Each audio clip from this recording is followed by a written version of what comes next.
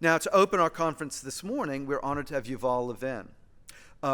He is the Director of Social, Cultural, and Constitutional Studies at the American Enterprise Institute and editor of the journal National Affairs. Levin served on the White House Domestic Policy staff under President George W. Bush, also served as a congressional staffer. He's the author of several books on political theory and public policy, most recently, A Time to Build, From Family and Community to Congress and the Campus, How Recommitting to Our Institutions Can Revive the American Dream. Yuval holds a PhD from the Committee on Social Thought at the University of Chicago, and he will speak to us today on Charter of Unity. Can the Constitution bring Americans together? Please join me in welcoming Yuval Levin.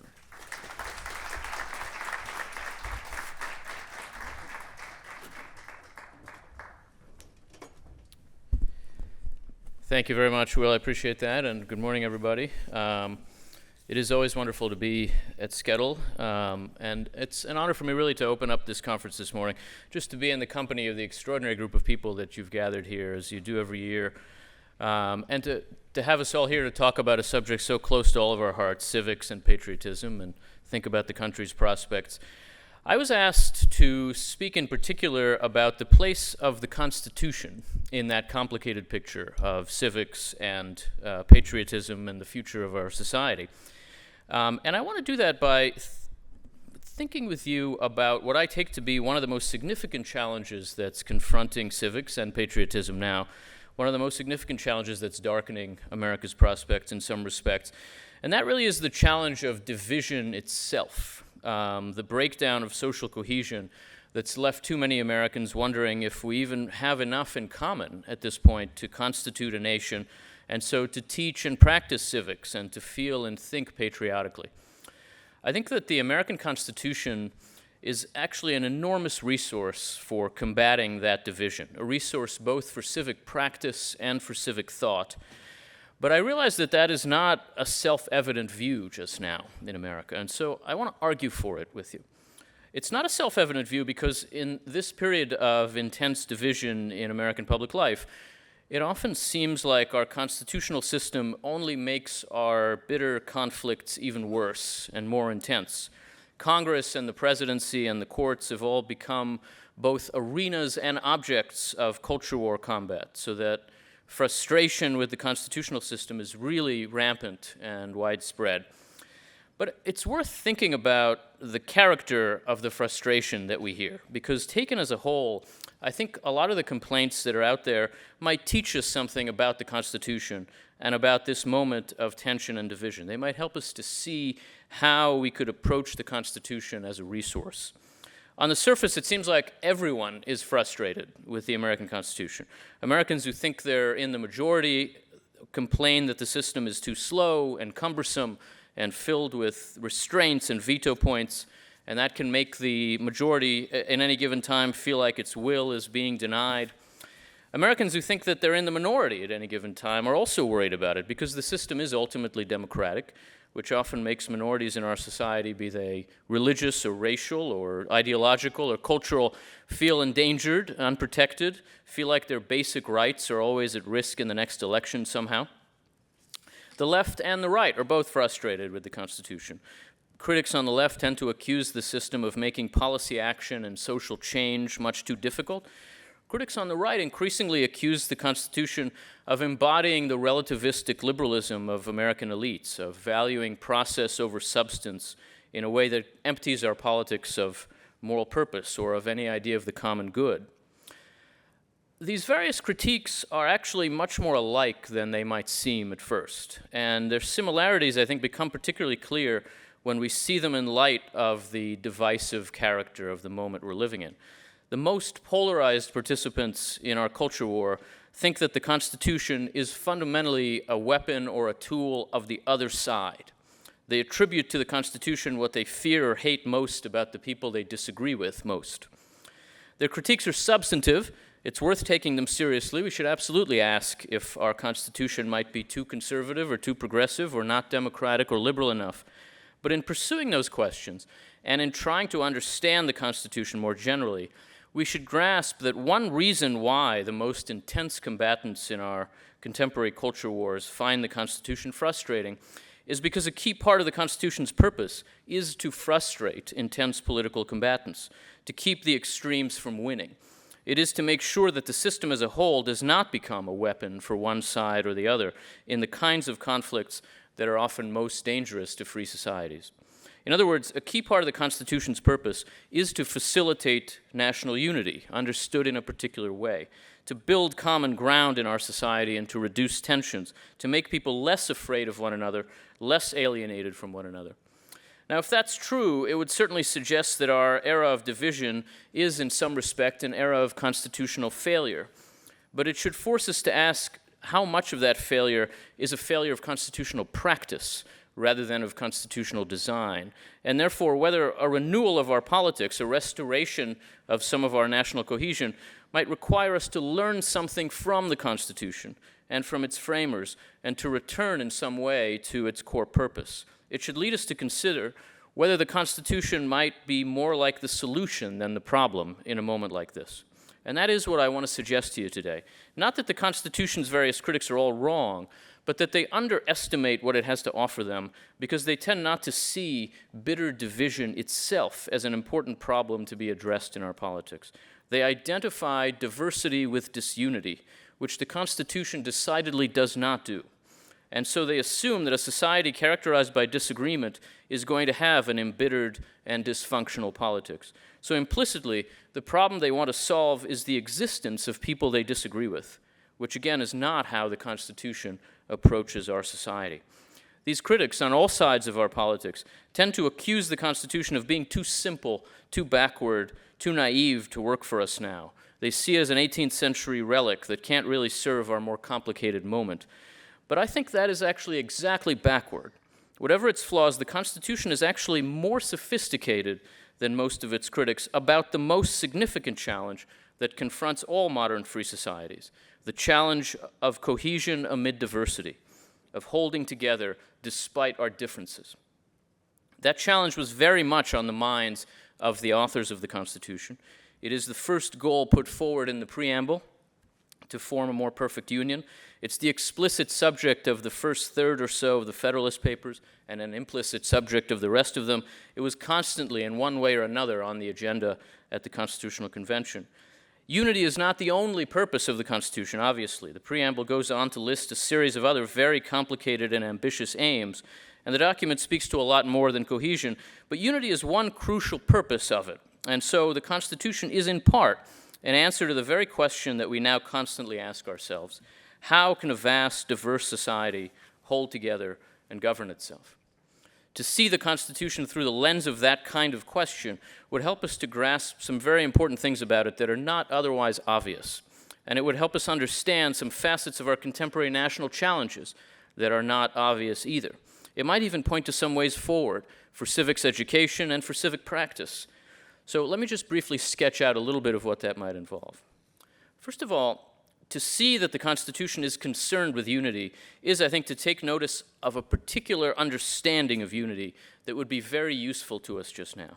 It's an idea that is especially evident in the thought of James Madison, who was uniquely attuned to the dangers of division and faction. Madison gestures toward a particular understanding of the nature of political unity, which begins from an apparent contradiction in his thinking.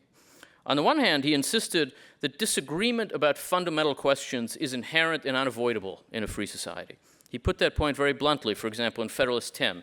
As long as the reason of man continues fallible and he's at liberty to exercise it, different opinions will be formed, period.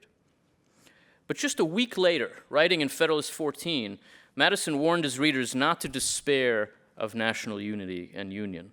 Writing with unusual passion, at least for Madison, he says this, quote, "Hearken not to the unnatural voice which tells you that the people of America, knit together as they are by so many cords of affection, can no longer live together as members of the same family, can no longer continue the mutual guardians of their mutual happiness, can no longer be fellow citizens of one great, respectable, and flourishing empire." So Americans will never stop disagreeing, but should never give up on living as one nation. Unity is achievable, provided we don't expect it to mean unanimity. And so what should we expect it to mean? Embedded in the Constitution is a kind of classical approach to this crucial question. an Aristotelian answer that looks to politics as an arena for coming to agreement about common action, what Pierre Menard calls producing the commons. Simply put, in a free society, unity does not mean thinking alike. Unity means acting together. The difference between thinking alike and acting together has a lot to teach us about our contemporary situation and about our Constitution. Now, this is not to say that citizens start out with no common foundation or no shared beliefs. Americans are not strangers to each other, and we do have some crucial basic principles in common, especially those laid out in the Declaration of Independence, which even in our time are still very widely held. But although those widely accepted principles impose some basic moral boundaries on American political life, there's enormous room for disagreement within those boundaries. That includes some very significant disagreement about what exactly the Declaration's principles actually mean, let alone disagreement about discrete political and policy choices. Our politics is unavoidably organized around these disagreements, and so requires us to find ways to act together without fully resolving them. But this kind of formulation of unity invites an obvious question. How actually can we act together when we don't think alike? I would suggest to you that the United States Constitution is intended to be an answer to precisely that question. How can we act together when we don't think alike? Almost everything that is mysterious and frustrating to many contemporary Americans about our system of government is a function of its being an answer to that question. And a lot of the dysfunction of our contemporary political culture is a consequence of failures of constitutional practice that stand in the way of putting the Constitution's particular answer to that question into effect. And I would add, by the way, that a lot of what civics education exists to do, both as theory and as practice, is to help us answer that kind of question. How can we act together when we don't think alike? The Constitution's answer to that question is not simple-minded. There are simple-minded answers to it. You might say we act together when we don't think alike by just taking a vote and doing whatever the majority wants to do.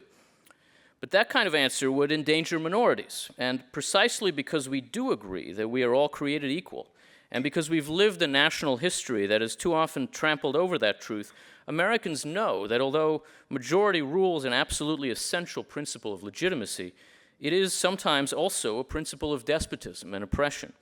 Our Constitution looks to help us act together when we don't think alike, while also balancing majority rule and minority rights.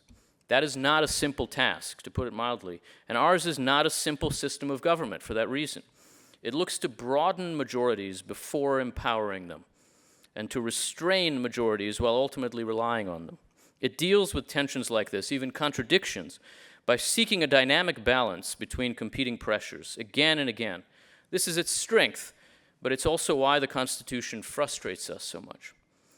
Looking at the parts of the Constitution through the lens of this distinct understanding of unity could help us to see each of those parts in a different light than we usually do.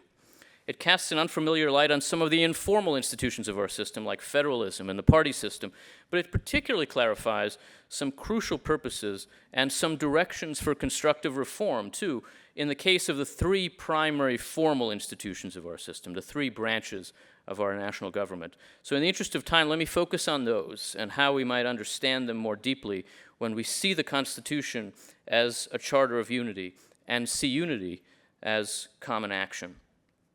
Congress, of course, is the first and foremost institution of that system. It's intended to be. In a Republican government, Madison wrote in Federalist 51, the legislative authority necessarily predominates.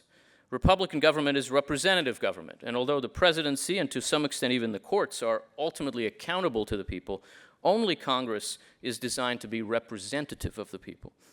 And Congress is, of course, the absolutely central institution in the Constitution's vision of unity, too. Enabling Americans to act together when they don't think alike is what our national legislature is for. That's why a functional Congress can be so vital, and it's why a dysfunctional Congress can be so dangerous, as we are learning. By representing our plurality, our national legislature can allow for negotiations among the key factions that compose that plurality. This is the first and foremost way, the most important way, in which the Constitution envisions Americans acting together even when we don't think alike, by competing and negotiating toward broadly acceptable courses of action. That is the essence of our political life. When it works, Congress can function as an arena of contention, of coalition building, sometimes even of integration, as the representatives of different American points of view oppose each other and are compelled to find ways to accommodate each other, and in some respects come to understand themselves as engaged in something of a common effort, in ways that can even reflect back on their divided constituencies. Madison took this to be maybe the primary advantage of representative institutions. They can refine and elevate public sentiments and passions and give them forms that are more amenable to negotiated accommodations so that they could be turned into coherent governing objectives.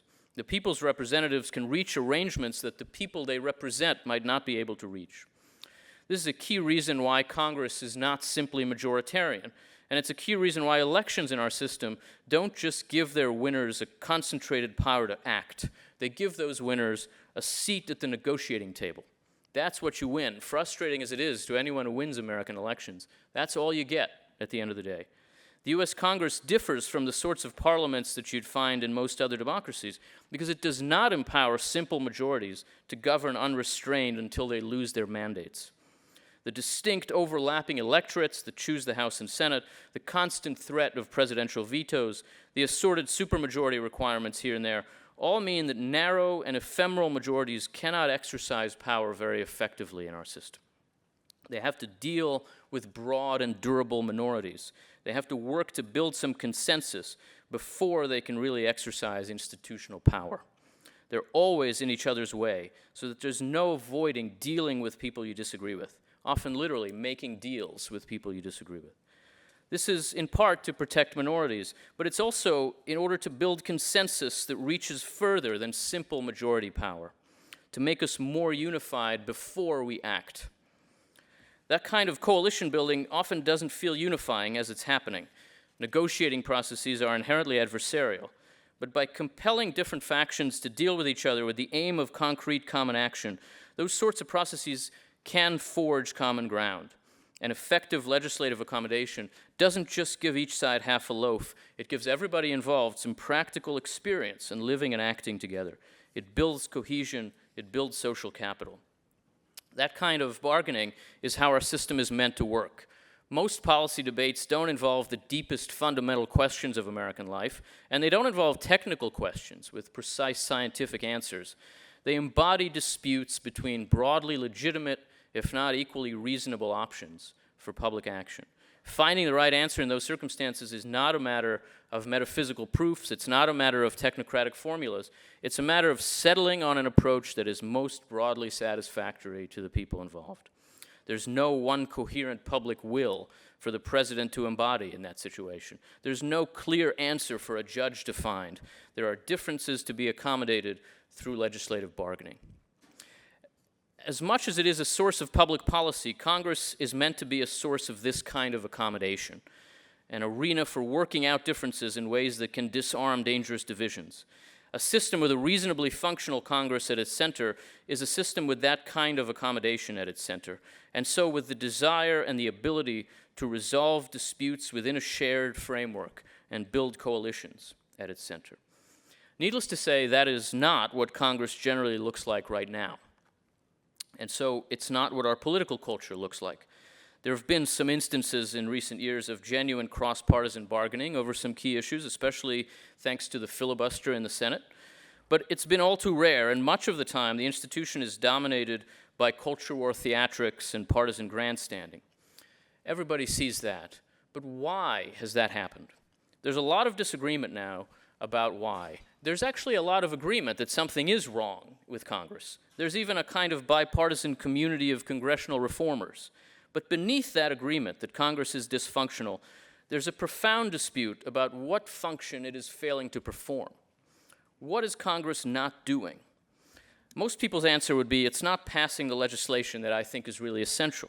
It's not acting on entitlement reform or on climate change or whatever you take to be the crucial challenge of the day.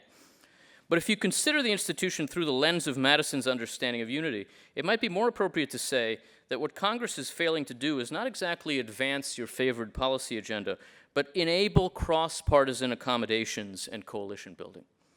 What it's failing to do is enable us to act together even when we don't think alike. And that difference over diagnosis, over what's wrong with Congress, has some enormous implications for prescribing remedies. People who are frustrated with Congress's failure to advance their own favored legislation, rather than with the failure to advance national cohesion, tend to call for the model of a more narrowly majoritarian kind of European Parliament, where again, the majority party gets to do what it wants until it loses its mandate. So they call for eliminating supermajority requirements, like the filibuster in the Senate. They want to empower party leaders more to centralize power in both houses. But that kind of model is not likely to yield durable legislation in our kind of system. And more important, it would further undermine the capacity of our politics to engage in common work toward reconcilable goals. Reforms should point in the opposite direction, empowering committees, empowering intra-party factions, not leadership, and reinforcing the kind of supermajority requirements that are actually the only reason that there's been any cross-partisan work at all in recent years. Put simply, reforms of Congress should make cross-partisan bargaining more likely rather than making it less necessary. Too many of the well-intentioned proposals for reforming Congress out there now are on the wrong side of that distinction. They look to make the legislative process smoother and faster at the cost of making it narrower and more divisive. Congress's purpose is to compel people who disagree to deal with each other. Seeing that more clearly could help us to grasp how improving our practice of constitutionalism could build solidarity. Now, the task of turning Congress's negotiated frameworks into functional administration falls to the American president. But the president's role in making possible greater national unity is also not what it's generally perceived to be, I think. Critics of the Constitution who are dissatisfied with how inefficient policymaking by bargaining and accommodation can be often look to the president to act more decisively on behalf of the nation. Some also insist that because the president is the only official elected by a national constituency, that president should also be the figure who's most representative of the public as a whole, and so most able to act. But I think that's very much at odds with how the framers understood the office and with how we should understand it now in our situation. The presidency is a unitary institution, and so it can't be a venue for accommodation and bargaining. It's a locus of action intended both to execute the laws and to respond to demanding practical challenges on behalf of the country. And the framers generally did not view the president as a representative of the American people, or the presidency as a representative institution. The chief executive is elected in order to keep him accountable, but no one person could be representative of a diverse society. To imagine that a single individual could hold us together by embodying our unity is to assume away our diversity, to suggest that we're already unified but not adequately represented. I think something like the opposite is actually closer to the truth. Because we are a diverse society, representing us requires a plural institution, not a unitary one. But the president, among his other important functions, does have a distinct and crucial role in facilitating greater unity in our society. He does this especially by providing a stable backdrop for our national life. Stability, consistency, predictability, what Alexander Hamilton called steady administration, forms the executive's distinct and crucial contribution to the unity of American society. The framers were very articulate on this point, but we have largely forgotten it now. Stability is essential to social peace. As Madison argued in Federalist 62, precarious and changeable administration makes it impossible for people to feel secure, to make plans, to take risks, to engage with each other across lines of difference, to trust each other. Those kinds of concerns don't just apply to the presidency, of course. They're crucial with respect to Congress's work, too. But it is the president, because of his capacity for unitary action and direction, who bears the greatest responsibility to act with steadiness, to avoid sharp changes of direction, sharp reversals of course, even his predecessor's course, and to keep our government stable and secure. Now, steadiness is not stasis. The president is expected to give a steady direction to our politics, and even to some extent to Congress's work, to set general priorities, to propose some legislative measures, to veto ones he disapproves of. But in doing all that, his chief purpose beyond the defense of the nation is to turn Congress's negotiated directives into steady and consistent administrative action. The framers' emphasis on that particular point is, I think, unmistakable.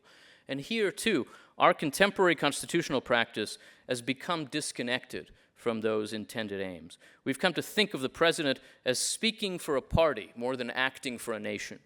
And a change of party in the White House now leads to a nasty whiplash, as every new president rushes to undo his predecessor's signature executive actions and put in place new executive actions of his own, which the next president will undo on day one. The huge apparatus of agencies built up around the president, what's come to be called the administrative state, too often functions as a kind of substitute legislature, less slow maybe, less cumbersome than Congress, but not less partisan. A parliament of lawyers eager to fill through various kinds of administrative rulemakings the policy voids that the Constitution intended Congress to fill by legislative deal-making.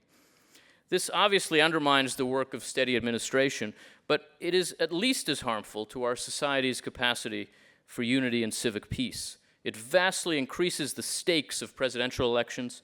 It encourages us to see our society as two opposing camps arrayed against each other for control of the instruments of power. So when we think about presidential power, and when we think about reforms of the administrative state, which the courts are increasingly contemplating, we have to remember to prioritize steady administration more than assertive policymaking.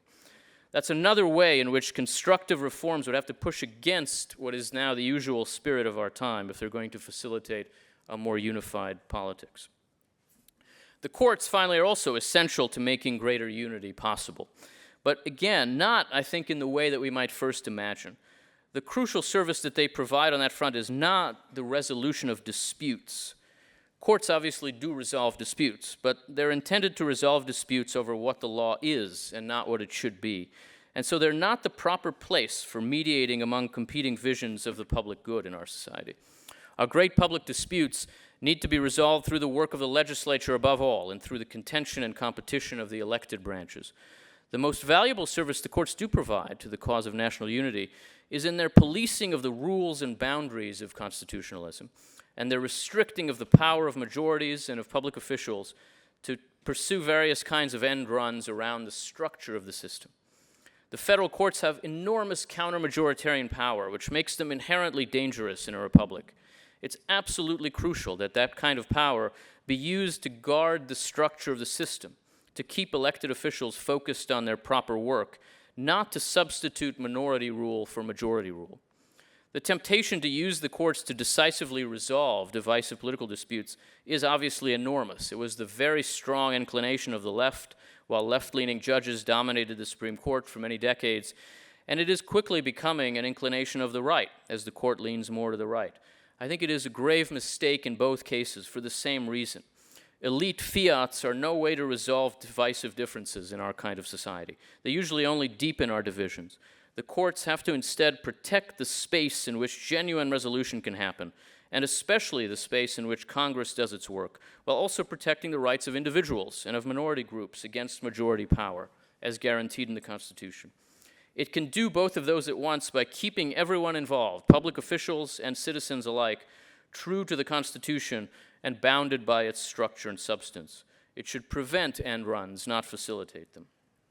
But of course, end runs are now rampant, and none of the institutions of the system work quite as intended or quite as I've described.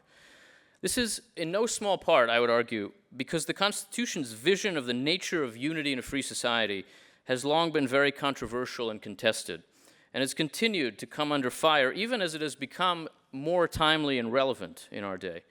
The idea that the Constitution exists to let us act together even when we don't think alike has never sat easily with some critics of the system. The deepest critiques have always been what I would call integralist objections to Madisonian pluralism. They argue that the system has to answer to one voice, one vision of the good, or else it can't work. Woodrow Wilson was the most articulate of these critics. He argued that the framers operated with something like a Newtonian image of government as a machine, but that in reality, government is more like a living organism. And that means that separating powers and setting interests off against each other doesn't make sense as a way for it to operate. He put it this way, quote, "No living thing can have its organs offset against each other as checks and live. On the contrary, its life is dependent upon their quick cooperation, their ready response to the commands of instinct and intelligence, their amicable community of purpose." He saw society as one living thing, not an assemblage of living things. In other words, Wilson explicitly rejected the idea that it was even possible to act together without thinking alike in politics. Contemporary progressivism is often similarly integralist, insisting that every institution in our society, private and public, has to be engaged in the same social crusade. No exceptions, no exemptions, and implicitly that there can be no society without a single comprehensive common project. There are some on the right who agree, but would substitute Catholic natural law or something else as the unifying vision that has to guide the social organism from the center. Taken to its logical conclusion, that would mean that no sort of free society was really possible, because people in a free society never will all think alike. But Wilson was only calling for an incremental step in that direction, which would require a different form of democracy based on a more radical ideal of majority rule. He thought democracy required a politics in which different parties would offer comprehensive policy platforms, the public selected among them on election day, and then the winning party would have essentially unlimited power to pursue its program until the public chose somebody else. Elections would not give winners a seat at the negotiating table, but the power to act on their own. The Westminster model sometimes works this way. It's a legitimate democratic model of government, but it's not one that is geared to the demands of accommodation and social peace. It's better geared to the demands of administration and accountability. Wilson was not blind to the need for unity, but he was, I think, deaf to the logic of building cohesion by representing plurality and building coalitions. Unity, he thought, should be achieved by unitary leadership, and therefore, above all, by the president, who alone has the national mandate to speak on behalf of the entire society. This sort of critique points toward dramatically different ways of understanding each of the key institutions of our system. It wants a much more disciplined Congress, answering to party leaders, accountable to partisan platforms. It wants to substitute orderly administration and adjudication for messy deliberation. It wants the president to stand in for the nation. And of course, our system has moved in exactly that direction for many decades now, and that's happened under both parties. As a practical matter, for example, I think the most Wilsonian congressional leader in American history was my old boss, Newt Gingrich. But whatever might be said about the administration, about the administrative and ideological consequences of that kind of counter-Madisonian turn in American constitutional practice, we would surely have to acknowledge that it has made us more divided. It's made our politics more partisan, it's raised the stakes and therefore the temperature of our elections, it's closed off some essential venues for deliberation and accommodation, it's left us with fewer tools for combating polarization and fragmentation. The Wilsonian turn in our constitutionalism is not the only reason we are divided, obviously, but it is why we think our Constitution can't help us address our divisions, why we think it's a relic with nothing to offer us. In reality, the Constitution was designed to address just the kind of problem that we're facing now, and it could make a real difference if we let it. Better grasping the presumptions and ambitions that underlie the Madisonian system could help us to see that in our divided moment, the Constitution is less the problem than the solution, or at least that we need to let the logic of the system better inform our practice of constitutionalism. But we don't see it, and the most prominent and influential critiques of the Constitution now, as usual, are generally arguments for a simpler majoritarianism. They suggest that our system is standing in the way of change the public wants, and so they imply that our divisions in some way are just illusions, that we're actually unified at bottom, but are denied what we want by a system of government geared to frustrate us. There have been times in American history when something like that has been true, when the deliberate recalcitrance of the Constitution has been our key problem, when large majorities of Americans expressed a clear set of desires for an extended period of time, but were denied what they sought by the institutional rigidity of our system of government. But there have been other times when strife and discord in our society have been our biggest problems, when Americans were bitterly divided and viewed one another more as enemies than friends, and so have been unable to form clear, durable political aspirations beyond getting rid of their opponents. We are plainly living in one of those latter moments now. Madison's constitutional logic is especially relevant today because there is no broad and durable American majority advancing a coherent agenda that is obstructed by our institutions. Simple majoritarianism just wouldn't be very useful when there are not clear majorities for anything. Rather, our politics overflows with partisan bile, and each of our major parties views the other as the country's biggest problem.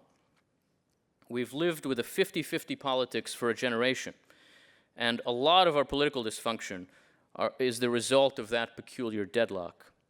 Our problem is not that we are not expressing our broadly shared aspirations in public policy, but that we are not forming broadly shared aspirations. That's what we need help with from our system of government. We need help finding ways to act together when we don't think alike and growing majorities. To do that, we'll need to grasp a counterintuitive point that Madison understood, that creating broader majorities would require us to first frustrate narrow majorities, to force them to grow. That suggests that we will need to choose to prioritize cohesion, coalition building, and the forging of trust.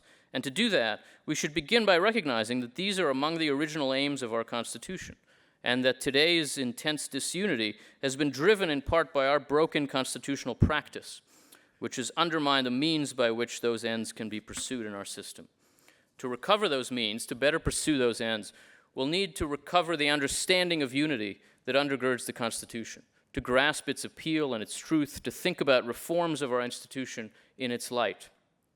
Rather than rush to reshape our institutions in the mold of our worst contemporary civic vices, we should let the structure of our institutions teach us something about what we're doing wrong, and should then think about how we might reform those institutions to better achieve their own highest ambitions.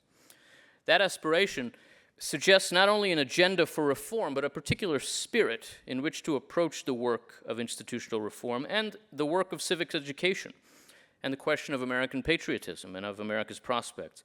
Citizens who want to see our society grow stronger should approach its institutions in a spirit of repair, informed by a sense of what is missing and gone wrong, but inspired by a sense of what's good in what we have and could serve us well exactly now. This moment tempts us to repudiate our inheritance, but it requires us to renew it. Americans are frequently angry at our Constitution now because we sense that it's broken down. But if we grasped that we have broken it, we could see that it needs us if it's going to serve us. By rising to repair it, we could enable it again to repair our society and to bring us closer together as it was made to do. Thank you.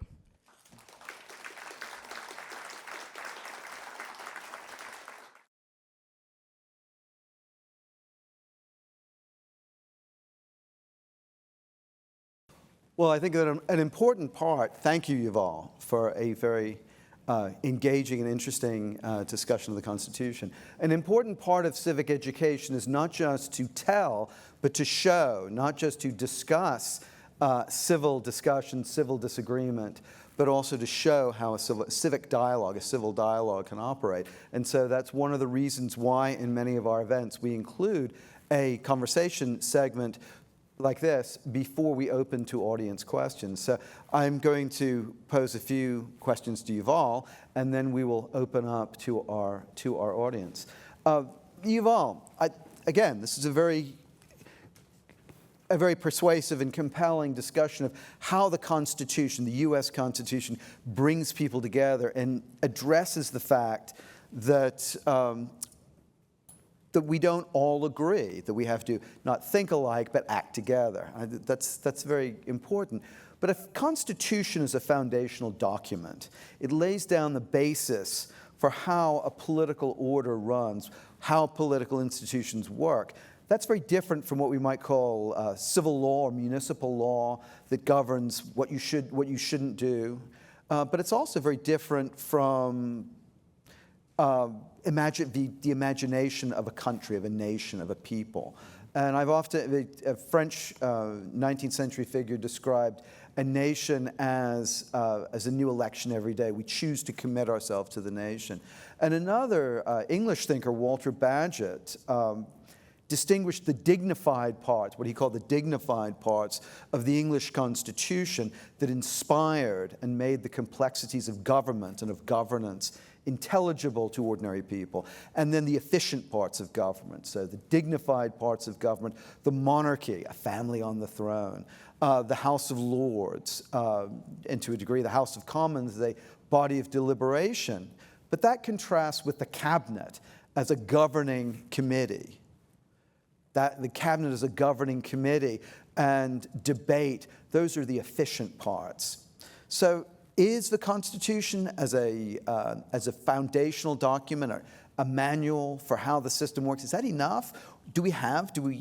can a polity operate without a dignified part of a constitution? Well, I'm tempted to say that as Americans, we better hope so. I do think, though, that there's something in the distinct republicanism of the United States that tries to combine the dignified and the efficient, that looks for dignity in debate and in the forms of debate, and that finds it there, I think, so that we've been able to form structures, shapes, forms around our modes of governing ourselves, that even though we acknowledge that this is just people all the way down, nonetheless do inspire. You know, if you take people through the Capitol building, which is just a place where members of Congress yell at each other, that's not inherently dignified. It's a dignified place, and it's an inspiring place, and it's intended to be. It's intended to inspire them, and it's intended to inspire people who watch them. There is a way that the judge putting on a robe takes on a kind of dignified responsibility. And I think that some of the modes and forms we give to American republicanism try to achieve some combination of those things. You know, every state house, maybe except Alaska's, of those that I've seen, is really beautiful, is built to be a kind of, you know, domed, extraordinary place where, you know, you have to speak a little bit hushed, and you have to show some respect for the state flag and the American flag. And yet what happens there is bargaining, deal-making, horse trading. I think we look for and have found ways to turn Republican self-government into something that is dignified as well as efficient. Now, it's not always so. It's not always efficient, and it's not always dignified.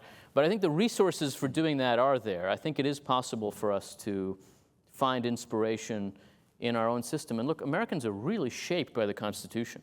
I mean, there is, a couple of years ago, I heard my son and his friends arguing, and one of them says, well, I have a right to free speech. And you think, where did he get that idea? He got it in the ether, because we do live in a society that understands itself in light of the Constitution to a very unusual degree. So I think that's a good point you make. The policies and procedures are not. There's more than just policies and procedures involved in these rules of the game for politics.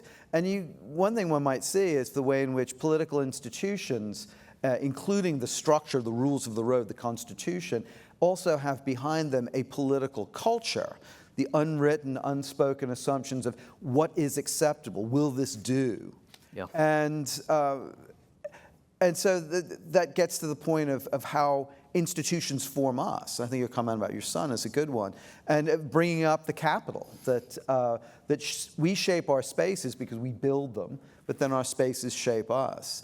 And you would contrast the elegance of many state capitals as well as the federal Capitol being these are places of great ceremonial, public ceremonial. Contrast that with the kind of architecture you see around a lot of other, we call public buildings or buildings open to the public, corporate headquarters, corporate campuses. Every university campus has its share of ugly buildings, mistakes from the 1970s. And you could say that inspires, but inspires in a different way. Yeah. That brutalism comes from the French term for raw concrete, but there's a cognate to that of being brutal. Whereas the stage on which democracy plays. They're meant to make you stop looking for dignity. Yes, it's undignified, One, to think further on this, I wonder whether procedure, in a sense, particularly on a certain stage, can have its own dignity. We would look at the liturgies and the rituals of public life in other countries, the court ceremonial, or the liturgies of the Roman Catholic Church and around the papacy. But then don't we have our own things with Robert's Rules of Order and the town meeting? Yeah, I mean, I think that the connection between process and substance in that way is very important for all politics, but especially for the kind of self-government that we try to engage in here. They elevate the process of negotiation and therefore elevate the outcome. It's very hard to accept negotiated outcomes, to not get what you want at the end of the day. And I think a lot of what happens around legislative work is an attempt to elevate that so that it feels like you've achieved something when you've only gotten some of what you wanted, but have given others some of what they wanted.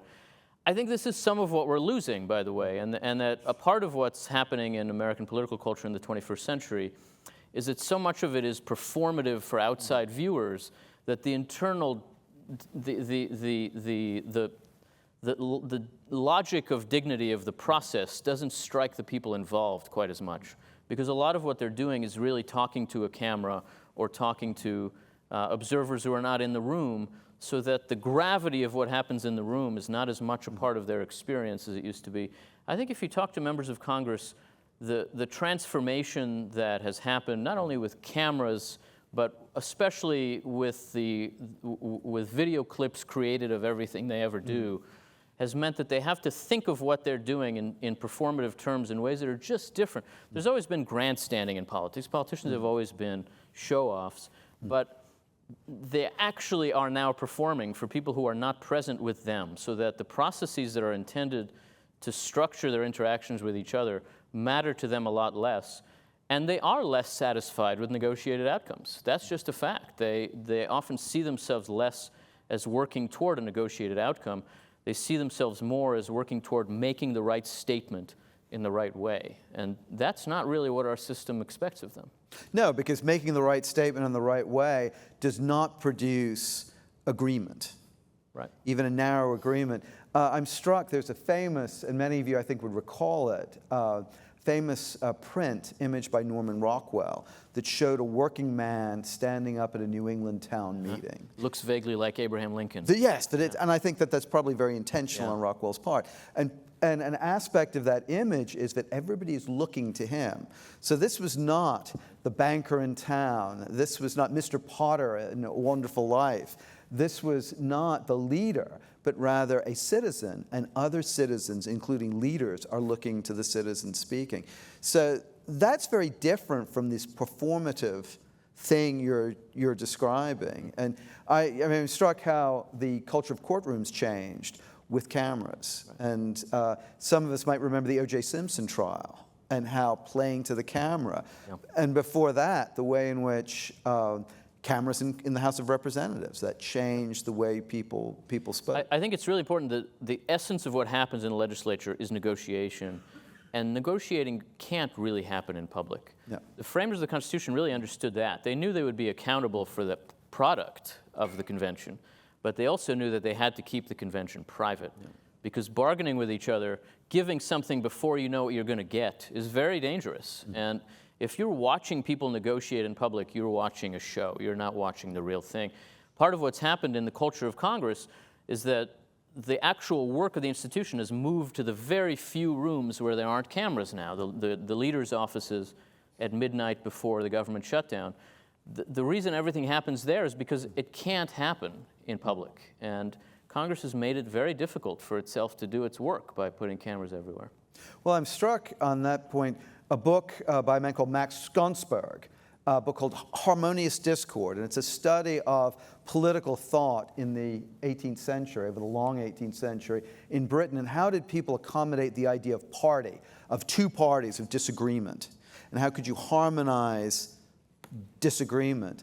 And Yuval, your mention of the constitutional conventions by closing the doors and speaking among ourselves and hashing out the differences, that becomes one way of bringing together an agreement, a workable agreement. But then also, even in a public sphere, there's an acceptance of disagreement, that you can have harmony even while disagreeing. And I think that's an important point. And one thing I want to pick up on briefly before we move to audience questions, you raised the point about critics of the Constitution. Another book that I noticed by the Princeton historian Linda Colley, and she looked at the history of constitutionalism. And she looked at how the demands on states from the 18th century through the 19th century brought a spate of constitution writing. It was a bargain with the citizen, the bargain with the people. And she ends by saying, well, maybe exactly the point that you noted, maybe the American Constitution written in the 1780s is out of date. It's an item of an earlier period. Don't we need something more modern, more relevant, to use that phrase? But then I get back to the fact that Madison and the framers managed to harmonize discord. I think that the charge they most often confront is that what they produced is not sophisticated enough for modern life. And I think that's the charge to which they're actually least plausibly stand accused. The Constitution is more sophisticated about political life than its critics tend to be. It is not as committed maybe to representation as they are. Maybe it's not as committed to various other ideals they have, to an idea of justice they have. These are legitimate arguments. But to say that it's too simple is totally crazy. It is a very, very complex way to balance the political life of a society that was expected to be intensely divided. And so I think to the critic who says maybe the 18th century relic is not for us, I just say, maybe not. Let's ask the question, what would it mean for it to serve us now? You have to begin by trying to learn from what they have to offer us. And then we can see if maybe something about it is inadequate. But I think we do not take that first step. And we're not familiar with the basic arguments that, and here it is especially Madison. You know, Madison stands out to me in our political tradition for worrying about division. There are people like Hamilton who worry about dynamism and social order in that generation. There are people like Jefferson who worry about equality and social justice. There's one person like Madison who worries about cohesion and social unity. And the fact that he could have the kind of influence that he did over the structure of the system, I think is fundamentally responsible for why it can be so valuable to us now. It is built to help us deal with difference in a way that I think no instrument created by politicians anywhere in modern times has been. And it's precisely an answer to the kind of challenge that these critics pose. Well, one of the things that I would note is that it's the oldest written constitution. People comment that the United States is a relatively young republic. Well, it's also the oldest written constitution that is still in operation. So there must be something that has worked. Yeah, I mean, look, we like to say we're young, but the United States is not a young republic. I mean, not only because of when we were founded, but our institutions have been extraordinarily stable. I mean, look, the Capitol building in Washington has housed the same institution since December of 1800. There's nowhere else that you could point to where that has happened in the world. And nowhere in the contemporary world is there an institution that has had its own home. You can talk about the House of Commons, but the Commons is not what it was in 1800. And nowhere else even comes close, right? Every other country in Europe has 5 forms of government in that time. Yeah. And so I think we should take seriously the durability of our system, ask ourselves why it's seen us through those hard times and whether it could do it again. That's a good point to open to audience questions. Before we begin, we have a microphone set up. So if people would please come to the microphone to raise their questions. Let me just say that if you have a question, please ask it. If you have a speech, don't give it. We want to open this for as many of our audience to engage as we can. Please. Thank you for a great lecture. So, Yuval, you mentioned in passing federalism, and then you kind of moved on. So I guess I'm wondering why federalism wasn't one of the solutions, or reviving federalism wasn't one of the solutions that you identified. And in particular, I wonder, so you identified on the national level deep pluralism, and you have Congress being a mechanism for resolving that pluralism. Makes sense. But on the state level, there's significantly less pluralism, especially about things that people are really passionate about, so thinking about education policy. And so what's the reason why federalism and reviving federalism isn't one of the most important solutions, especially given you talked about transformations of conceptions of national government. Part of that transformation, or maybe one of the most important, was the decline of federalism. Yeah, no, it certainly is. And I said in passing that it was in the interest of time, and it really was. This argument is the core of a book of mine that will be out in June. And in that book, I take up federalism before the 3 institutions of the federal government, because I think in some ways federalism is more fundamental to the Constitution's solution. The relationship between the states and the national government was the most contentious question at the Constitutional Convention. And the answer the convention arrived at was a kind of compromise between two ways of thinking about how you might think about states and a national government. It is not, I think we often, I do this myself sometimes, we often talk about federalism in the context of subsidiarity or decentralization. But federalism does not describe two layered governments. It describes two parallel governments.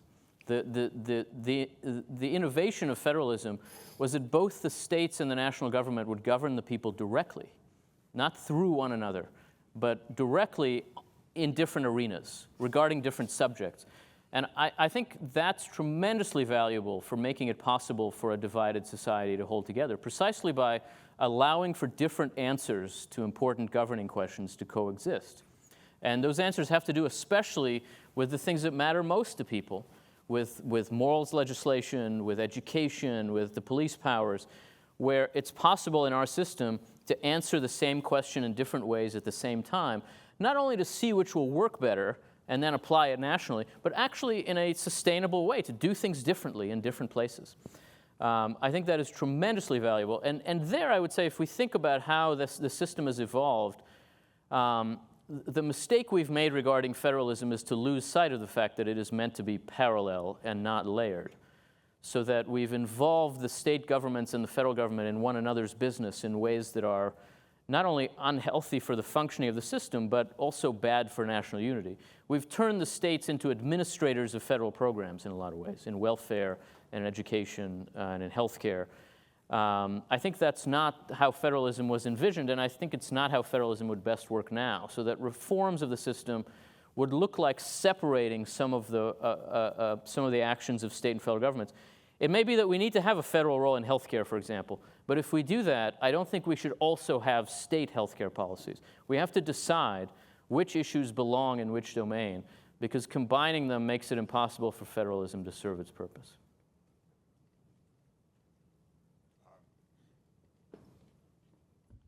Hello. I, too, have a complaint about something you left out. And that is the word energy. Yeah. Energy in the executive. There's always a Hamiltonian. Is a leading character in the definition of good government.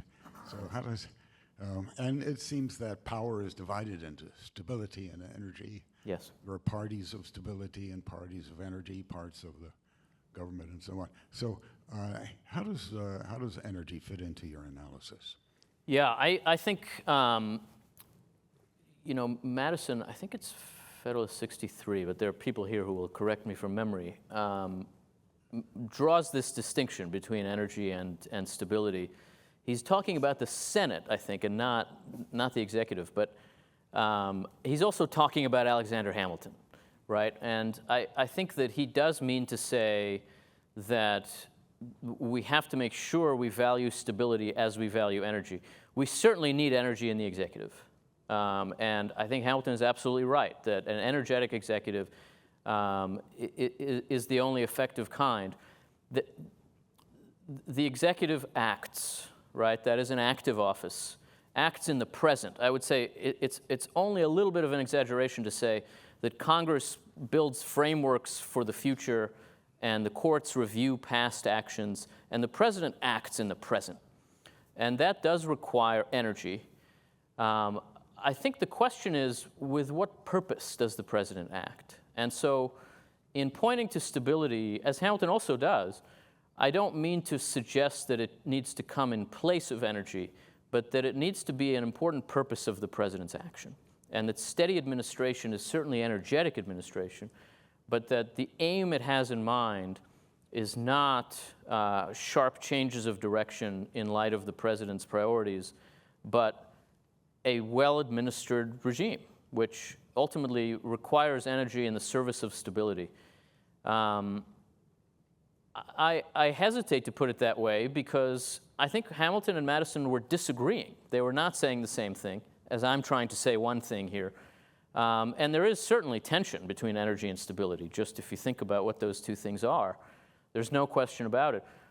I would say that in this moment, when we think about the executive, we undervalue stability and we overvalue energy. And so at the very least, we have to remind ourselves that the president also has a role in making our system more stable. It's not his only job, but it is a job that modern presidents have tended to neglect.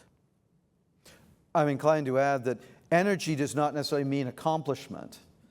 And in a Hamiltonian sense, an energetic executive is there to get things done. But we could all note examples in recent times of busyness rather than getting business done. Hi, my question is about incentives. So certainly I agree with how you've laid out what the Constitution wants the government to do, but the reality of our day-to-day is that actors are not incentivized to act in accordance with what the Constitution lays out. So what can we as citizens or institutions do to incentivize elected officials to act in a way that will produce these outcomes? Yeah, it's a great question, and it's in part why I try to contrast what I propose here to what a lot of reform-minded people, well-intentioned people have to say about how our government should change. Because there are a lot of ideas out there for changing our institutions and for changing the incentives that politicians face. But I think that it's important to think about what it is we're incentivizing. And if what we're incentivizing, what we want to incentivize is coalition building, ultimately, I think that is the lost knack, the lost skill and capacity in our system right now, is people whose job it is to build coalitions have forgotten how to build coalitions. Our political parties, whose only job it is to build coalitions, are very, very bad at building coalitions right now. And if you step back and look at them and think, what are they doing? You'd have to say they're trying to make themselves smaller, right? And so what would it mean to give people in the system incentives to build coalitions? I think that the core existing incentive for coalition building is the need for broad majorities. In that sense, the frustration that people feel when a narrow majority is frustrated should be translated into the work of building a broader coalition. That's not happening now. It's not happening in Congress, I think, because the electoral incentives that members face don't point toward broadening coalitions.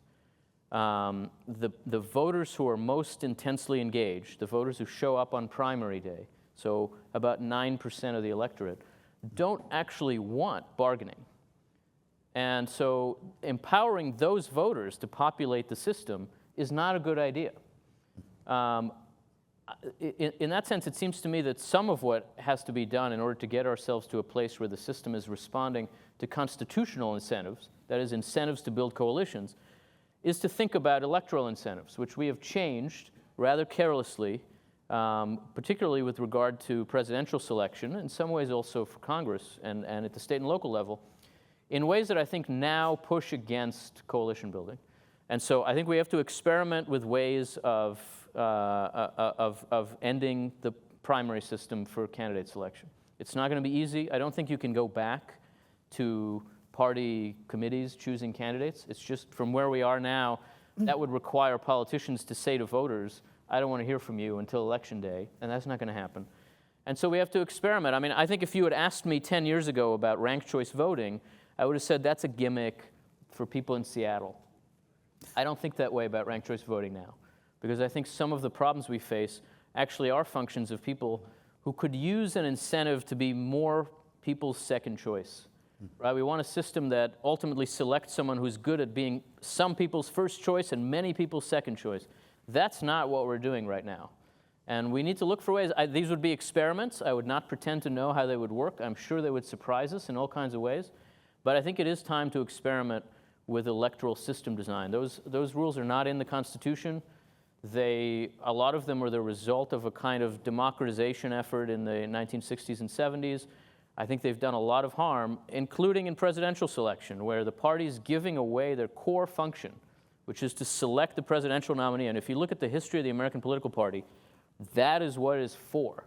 The parties were responding to a problem with the Electoral College, which created a desperate need to have only 2 candidates in a presidential election, or else the House would choose every president. And the role of the party is to choose the presidential nominee. Everything else is secondary. The parties have given up that role. They've turned it over to anybody who wants to show up. And that was a strange choice. It's going to be very hard to undo. But I think we have to think about ways to help our system work better by looking at election rules. How do you think, if I may, how do you think that the system lost the capacity to bargain and make deals? Yeah, look, I think it's not a simple question, but some part of it is what I've been getting at here, which is politicians now, members of Congress especially, feel most accountable to people who are least interested in accommodations. Primary voters don't want deal-making, and they would rather lose fighting for the right thing than win part but not all of what they want. More than that, their top goal is that the other party not get what it wants. And you can provide that by preventing anything from happening. So I think when we watch Congress and say it's failing, many of the people in the institution, and these are not dumb people, they're intelligent, ambitious men and women, they're not failing. They're doing what it takes to succeed right now. What it takes to succeed is not bargaining and accommodation. So I think that's part of it, but that invites a further question of why did that happen? Mm-hmm. You know, primaries have been used to choose congressional candidates for a very long time, in the South since the middle of the 19th century, and in a lot of the country since the beginning of the 20th century. So it's not just primaries, it is a change in political culture. I think that part of the rest of the answer is that we have lived now through 30 years of 50-50 politics. And I gestured just a little in the talk. We have to learn to separate the concept of polarization from the concept of deadlock, right? Polarization is we have two parties and they hate each other. Yeah. Welcome to American politics. Deadlock is we have two parties and they each win 50% of the vote in every election. That is not American politics. That's very unusual, or at least it was before the 1990s. There was really only about a 15-year period at the end of the 19th century that looked like that. Any other time, you would find a majority party that's working to hold together a coalition, a minority party that says, we're not those guys. And, you know, sometimes there's a realigning election and they switch sides. We've now lived since the middle of the 90s with two minority parties who say, we're not those guys. Their most significant promise to the electorate is that person will not win if I win. I am not Donald Trump. I am not Hillary Clinton. And they keep those promises. Donald Trump, in fact, was not Hillary Clinton every day, and that was great. But the parties understand themselves as existing to stand in the way of the other because they are minority parties. Mm-hmm. Neither of them has really thought enough about how to get itself to 55% of the vote, not 50.1%. You don't have to win everything. You know, Ronald Reagan in 1980 won 54% of the vote in 44 states. Yep. Right, in the Electoral College, because you can win big by just being a majority. You don't have to be, you don't have to be a massive dominant majority. But our parties are not working toward that goal now. I don't think it's impossible. I don't think that it would be all that hard for either of the parties at this point to get to a place where a meaningful majority of the country is voting for it for 2 elections in a row. But I don't think that's the goal they're aiming at the moment. Thank you, Yuval. Dan Jones. I'm here in part representing Braver Angels, which is a citizens organization that's trying to bridge the divide. My views are my own, though. But my question was about, you mentioned the need to frustrate narrow majorities and to force them to grow into broader majorities. Isn't the system that is best equipped to attain that goal, to reach that goal, the system that existed from 1787 until 1913 that allowed one half of our Congress to be insulated from the mercurial passions of the people in a 2-stage process where senators were actually nominated by state legislatures instead of directly by the people? And can we really say that our political system is the longest lasting or one of the longest lasting and longest enduring in the world if the system that existed from 1787 to 1913 was radically different from the one we have today? Well, thank you. It's an interesting question. I mean, look, I would say that direct election of senators on net was a mistake, but I don't think that it is responsible for all that much of our contemporary situation. I don't think the Senate is at the heart of what's wrong at the moment, though it's part of the problem. Spend any time watching the Senate and you'd have to conclude it's part of the problem. But I also don't think that a process that empowered the state legislatures to make choices would be all that different in its outcomes now than the way in which we choose senators. So I'd be open to it, just out of respect for the framers, but I don't think it would actually change all that much to choose senators through state legislators. You can see how the argument for direct election won the day. It's very hard to see how an argument for empowering state legislatures would win the day. And so, in as much as we have to think about the intersection of what would be worth doing and what we can do, I don't find that reform to be at that intersection, because I just don't think we can do it. And there are things we can't.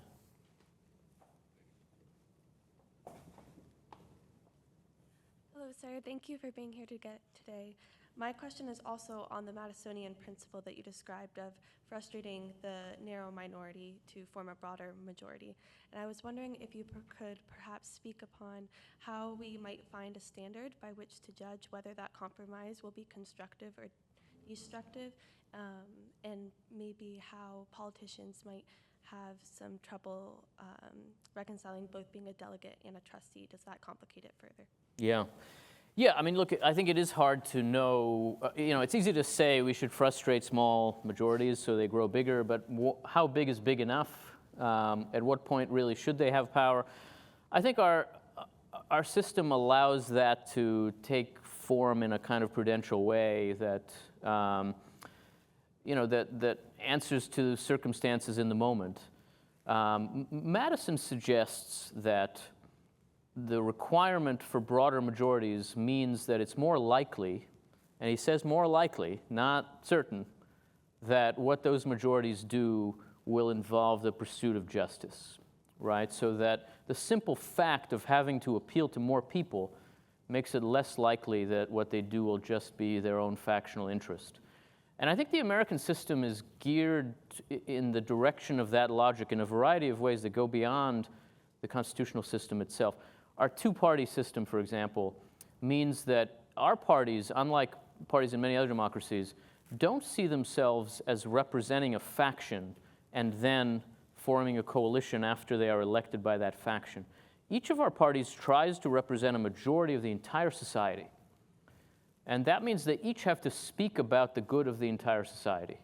Now, they disagree about it, and so what they say about it can be divisive and doesn't seem like the good of the society to their opponents. But they're not talking about a private interest. They're not talking about a narrow interest. In order to win, they have to make a claim to the whole. I think that's a healthy pressure, and that the need to win majorities, and in that sense, more generally, that the two-party system we have, which exists for, it really is in some ways an accident, particularly an accident of the design of the Electoral College, where you need to have an absolute majority to win, and that means it would be best if there were only two candidates, because otherwise it's likely that no one will get a majority and the House chooses the president. That's only happened twice in our history, and it's only happened twice because we've had a party system built around the need to keep the number to two. I think that fact also has other implications that are valuable for building broader majorities. But there's not a magic formula. It is always prudential. You were critical of some of the innovations in the party systems in the 1970s, but the modern filibuster is only a result of the 1970s as well in terms of the two-track. What would you say to those who say that maybe in the spirit of even your framework that the filibuster as practice doesn't encourage accommodation, doesn't encourage Congress to actually act, and instead basically is a veto point for partisans in a way that then empowers the presidency to be a policymaker? Yeah, let me say a few things. I agree with you that the kind of two-track filibuster, what that means really is that you can filibuster a bill, and meanwhile the Senate can keep doing its other work. And so there's less pressure on the institution to build a majority around the bill and break the filibuster. It just kills the bill. That really is only a relatively modern innovation. It began in the 70s, but it really started being used a lot really only in the 1980s and late 1980s. It's now used constantly, and there's no question that it does hold up the work of the Senate. I would say, on the other hand, that the filibuster really is the only reason we have had any cross-partisan legislation in this 50-50 period since the end of the 1990s, and especially more recently, where we've really been at 50-50. I mean, in the last few years, the Senate has had majorities in the single digits, and the House has had majorities in the single digits. It's very unusual. When I was a congressional staffer in the 90s, a House majority of 35, as the Republicans had after 96, was considered very narrow and hard to work with. 35 now would be amazing. Think about the first 2 years of the Biden administration. So the Democrats won a very, very narrow Senate majority, just about the narrowest you could possibly have. And they had a 4-vote majority in the House. And they came in aiming to change the election rules in every state from Washington in a way that every Democrat supported and 0 Republicans supported. That was their first aim. That was H.R. 1. It would have been insane. It would have been absolute civic vandalism after an election where people lost so much confidence in the system to then go in a situation where most states were Republican-run and change the election laws from Washington in a way that no Republicans supported. The only reason that did not happen was the filibuster. The complete list of why we didn't do it is the filibuster. And similarly, various other kinds of very divisive moves they wanted to make on abortion and other things. At the same time, the Senate did pass some very valuable legislation, not massive, but significant, on infrastructure, on R&D funding through the CHIPS Act, Electoral Count Act reform, and those things, too, only passed because of the filibuster. They only had a bipartisan character because the only way to get them through the Senate was to build some kind of informal committee across parties and get to a bill that could get 60 votes. Those 2 years were an amazing argument for the value of the filibuster. They allowed the Senate to do exactly what our system is now bad at doing. So I do think that the 2-track filibuster is too firm. I would change it to return to something more like the traditional filibuster, which would halt the Senate while there was a filibuster. That would mean it would be used much less often, but also that it would actually create a strong incentive to build coalitions. So I do think we need to move in that direction some, but the idea of getting rid of the filibuster seems to me exactly the wrong solution to the problem we face in this moment. Hi, thanks for coming. I think most people would agree that one party values maximum dialogue, especially these days. The value of reasoning live with someone, I think could be argued is the best for all. So 16 years ago when McCain was running against Obama, I went to several of his campaign rallies, and I was able to ask him the question, why don't we create a constitutional amendment that requires the president, people running for president, that requires them to be in live debates with someone on the other side, vis-a-vis prime minister question time in the British Parliament. Not to go to parliamentary procedure, but in that particular area. I see value in that kind of amendment. What are the pros and cons do you see? And why didn't the framers include that in the original or the Bill of Rights? Yeah, it's an interesting question. I mean, I think that kind of debate inevitably becomes performance art, right? They don't negotiate at Prime Minister's question time. It is really just a way of putting the Prime Minister in the hot seat. I think it can be valuable. It's a form of accountability, but I wouldn't describe it as a method of negotiation or accommodation. You know, it could change the caliber of our presidents some and the sorts of skills they have. You think about the last few presidents, maybe one of them would have been good at that. So I think we would get more debater types in the presidency. I guess I have mixed feelings about whether that'd be good or bad. But I'm not sure that it's really a way to get at the challenge of facilitating deliberation and bargaining and accommodation. And in our system, that really needs to happen above all in Congress. I would say that just about all of the constitutional dysfunctions that we face now are the result of congressional dysfunction. So that when we complain about an overactive president or overactive courts, a lot of that is the result of an underactive Congress. It's not surprising that the president wants to be ambitious and fill every gap. It is surprising that Congress doesn't want to be, or that it doesn't channel its ambition into legislative action. So I really do think that when we look for ways to change process and procedure to help us out of the constitutional problems we have now, we really have to focus on Congress, and we have to focus on facilitating deliberation and bargaining in Congress.